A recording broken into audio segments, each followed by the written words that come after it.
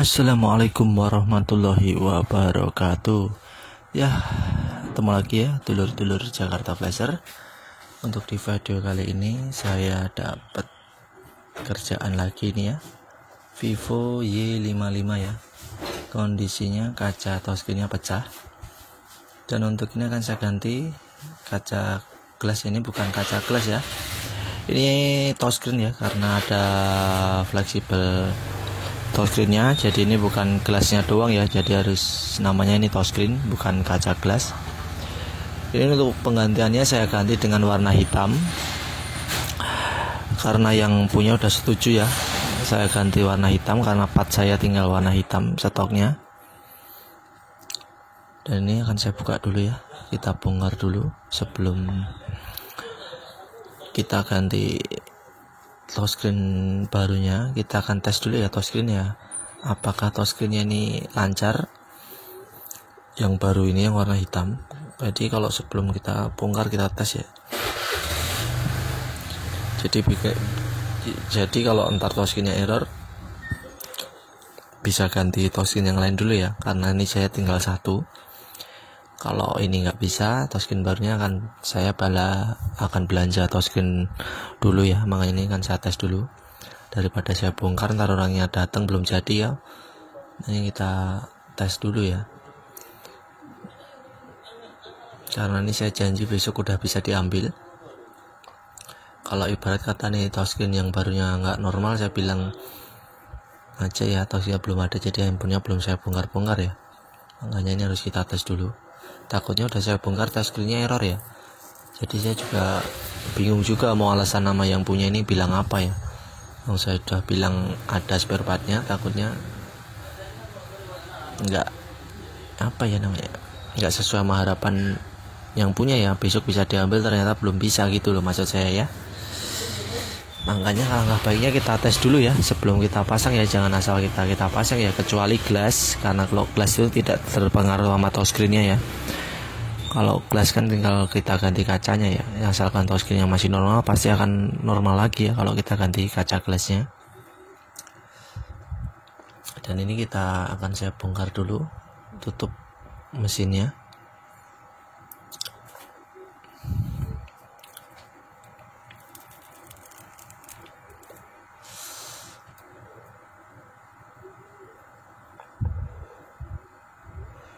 Untuk tipe Vivo Y55 ini agak rumit ya, banyak banget bautnya dan pernak-perniknya ini cukup lumayan memusingkan nih kalau nggak biasa bongkar juga ini. Nah seperti ini nih, aduh ini masih ada baut juga di pojokan ya, ketutupan nama apa ini ya, ketutupan nama apa ini, ketutupan nama semacam karet ya. Ternyata di bawahnya masih ada baut ya. Dan ini udah saya buka, tutup casing YouTube mesinnya bagian atas. Ini akan saya tes dulu ya touchscreen-nya apakah masih lancar ya, apakah touchscreen baru ini lancar. Jadi kalau udah lancar baru ya saya akan ambil LCD-nya, terus saya akan belah ya, akan saya ganti. Ini kita tes gini aja ya, yang penting gerak ya seperti ini ya. Ini bisa gerak ya, atas bisa, bawah bisa, geser-geser bisa ya. Yang penting kalau ngetesnya mah cepet aja, yang penting ada responsif. Insya Allah kalau touchscreen-nya emang masih baru, insya Allah udah bisa ya. Kadang-kadang kita tes seperti ini udah nggak gerak ya, berarti tandanya emang touchscreen-nya error ya, jelek ya, kita beli ini ya. Kita tes saja ya seperti ini ya ngetesnya. Yang penting kita tes, sekiranya udah bener-bener lancar normal touchscreen barunya, baru kita pasangkan ya.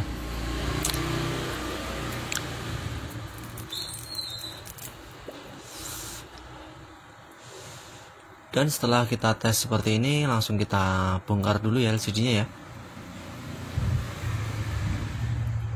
Dan ini saatnya kita akan memisahkan LCD dari frame-nya ya. Cukup menggunakan alat-alat sederhana, pencongkel kawat seperti ini. Ini semacam kayak seng ya, seng yang tipis gitu. Saya beli di toko spare part ya, harganya 5.000 ini satu. yang segitiga ini, kayak seng ini. Dan saya menggunakan plastik ini ya, kawan-kawan kalau pengen tahu, ini saya menggunakan plastik tempered glass, bekas tempered glass ini plastiknya saya gunakan ini. Dan untuk alat sengnya yang segitiga ini cuma alat bantu ya, buat memperlancar prosesnya doang. Jadi tetap yang utama yang saya pakai plastik bekas tempered glass ini yang saya utamain, yang saya pakai ya. Dan untuk teman-teman yang jarang bongkar-bongkar LCD touchscreen seperti ini, hati-hati ya waktu pelepasan LCD-nya, karena kalau kita salah ngelepas ini LCD-nya akan rusak ya, akan pecah ya. Usahakan gunakan plastik yang tipis ya. Ini saya menggunakan plastik bekas lem Oka ya, lem Oka itu ada plastik stikernya, ini saya gunakan plastik bekas lem Okanya karena tipis sekali, lentur ya. Jadi kalau pakai yang semakin tipis semakin bagus ya, semakin aman.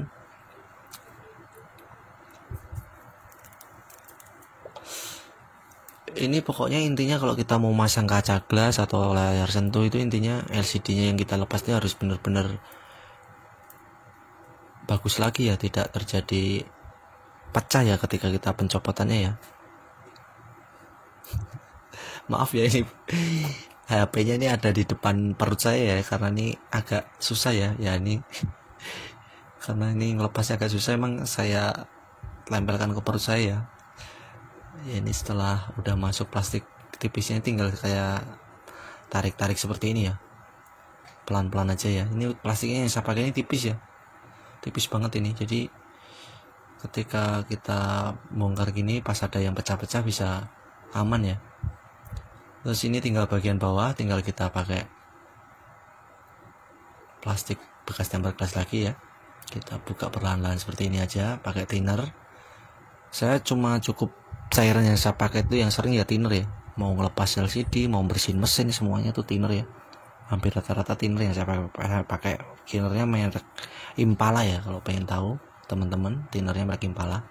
Dan ini setelah saya lepas LCD-nya dari frame-nya, ini sekarang tinggal kita pisahin ya menggunakan alat separator ini ya.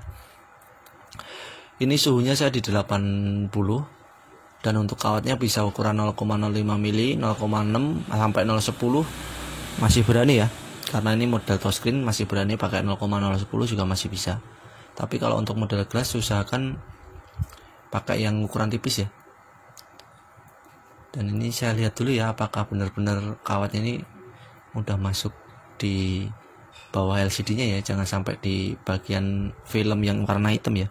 Kalau di bagian film yang warna hitam ntar gambarnya jadi warnanya putih ya, kalau filmnya ikut ke lepas sama kawatnya ya. Usahakan hati-hati, jangan buru-buru ya kalau untuk pelepasan LCD sama pemisahan LCD sama touchscreen-nya. Dan seperti ini ya, udah sukses ya, tinggal kita bersihkan sisa lem Okanya ini ya, tinggal di pojokan kecil ini ya, di LCD-nya di bagian pojok ini kita tinggal urut-urut aja pakai jempol ya, akan lepas sendiri.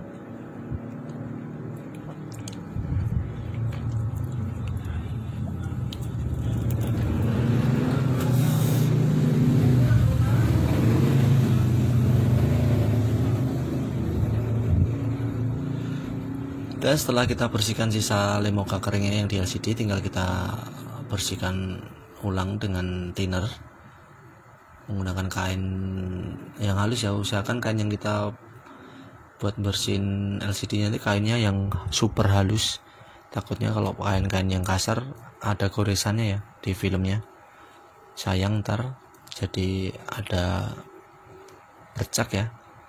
Usahakan pakai kain-kain yang tipis, yang halus itu ya, cari kain yang halus. Kalau nggak beli ada ya di toko-toko seperti ada ya kain khusus buat bersihin ini. Ini saya beli seplastik harganya 8.000, isinya 50 lembar ya. Dan setelah LCD ini udah bersih, saatnya kita menempelkan lem Okanya di touchscreen dulu ya. Kalau saya biasa ditempel di touchscreen dulu. Ini lem Okanya ukurannya 5,2 in ya. Tinggal kita pasangkan dulu di touchscreen. Bisa di LCD-nya, bisa di touchscreen ya. Enak dari mananya terserah teman-teman ya. Ini kebiasaan ya, kalau saya kebiasaan dari touchscreen-nya. Kalau saya masang LCD dan kaca maupun LCD dengan touchscreen, saya bisa tempelin di touchscreen-nya dulu, baru kita satukan ke LCD-nya ya. Ada juga yang dari LCD-nya dulu juga bisa, tapi saya biasa dari touchscreen-nya dulu ya. Saya tempelkan lem mukanya, baru saya roll seperti ini ya.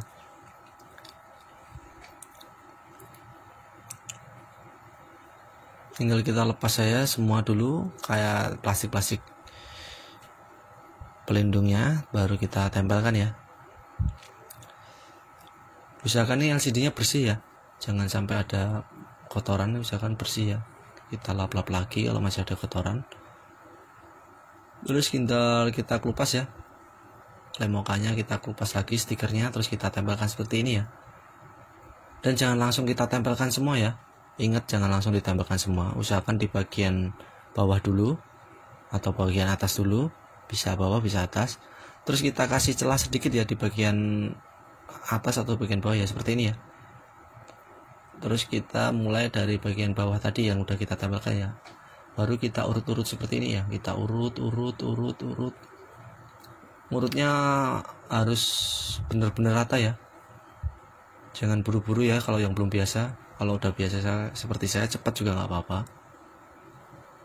jangan sampai terjadi gelembung ya. Ini fungsinya dikasih celah di bagian atas ini biar ada ruang ini ya, ada ruang udaranya, biar bagian atas tidak menempel dulu.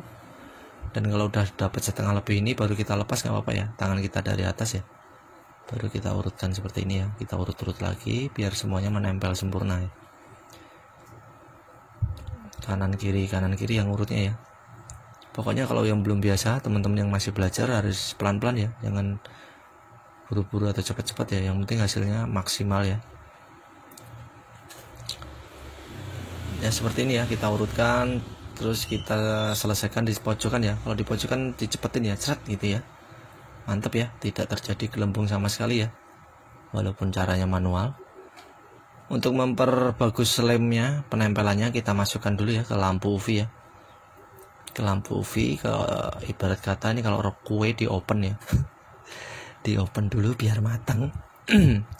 Kita tunggu sekitar 15 menit sampai 20 menit ya, proses pengopenannya ini ya. 10 menit sampai 15 menit lah ya.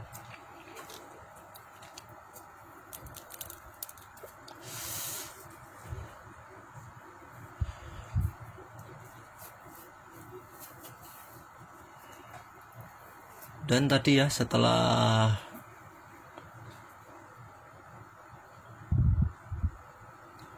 LCD-nya kita open di lampu UV, sekarang tinggal kita tes ya, apakah gambar sama touchscreen-nya bagus setelah kita satukan. Ini adalah bekasannya ya, yang putih ini. Sekarang saya ganti dengan warna hitam.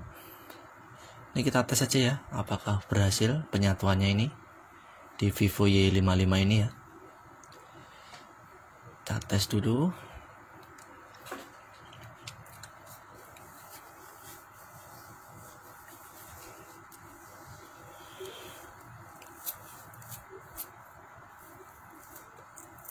Usahakan dites dulu ya sebelum kita tempelkan menggunakan lem ya di frame-nya LCD-nya yang barusan kita ganti touchscreen-nya. Jadi jangan langsung dilem, kita tes dulu.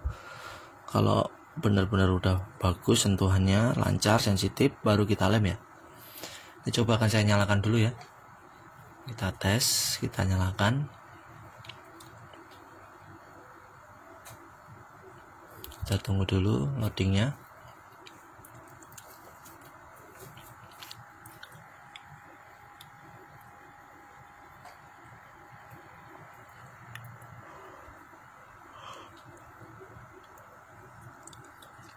Wah, ini bootingnya kok lama ya handphonenya ya. Jangan-jangan ini baterainya habis ini biasanya kalau loadingnya lama gini nih. Ya ini udah nyala ya. Jangan tiba-tiba mati. Aduh. Wah, ini baterainya habis ya. Sialan ya. Ya coba saya tes sambil charger dulu ya. Kita charger dulu. Karena ini baterainya udah habis. Kita tes. Kita nyalakan lagi ya sambil saya charger ya, karena ini baterainya habis.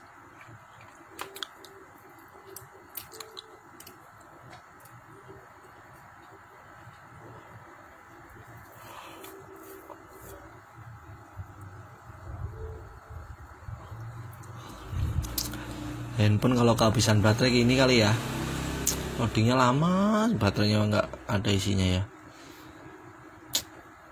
kayak nunggu dapat THR aja ya lama nunggu loadingnya. Aduh.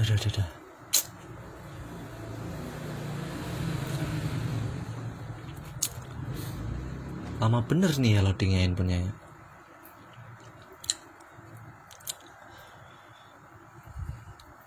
Alhamdulillah ya udah bisa loading ya, mantap. Dan touchscreennya udah lancar ya ini ya. Saya coba langsung gerak. Kita tes 1 2 3 4 5 6 7. Nah, sudah bisa back, bisa. Kita tes, waduh WhatsAppnya nggak bisa dibuka. Kita tes dulu QWERTY-nya kita tes dulu. Swing. Alhamdulillah lancar ya. Dan terima kasih, semoga bermanfaat. Wassalamualaikum warahmatullahi wabarakatuh.